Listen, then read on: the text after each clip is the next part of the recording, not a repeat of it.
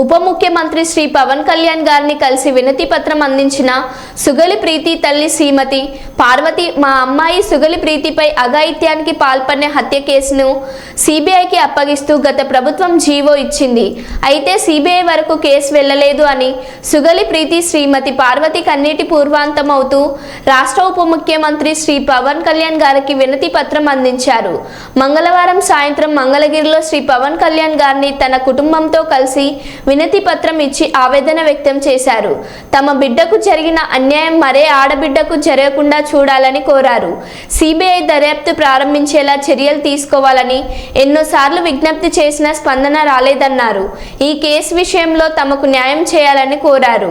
ఉప ముఖ్యమంత్రి వర్యులు శ్రీ పవన్ కళ్యాణ్ గారు స్పందిస్తూ సుగలి ప్రీతి కేసు విషయంలో ఆమె తల్లి శ్రీమతి పార్వతి గారు పోరాడుతూనే ఉన్నారని ఈ విషయంపై పోలీస్ అధికారులతో మాట్లాడతానని తెలిపారు.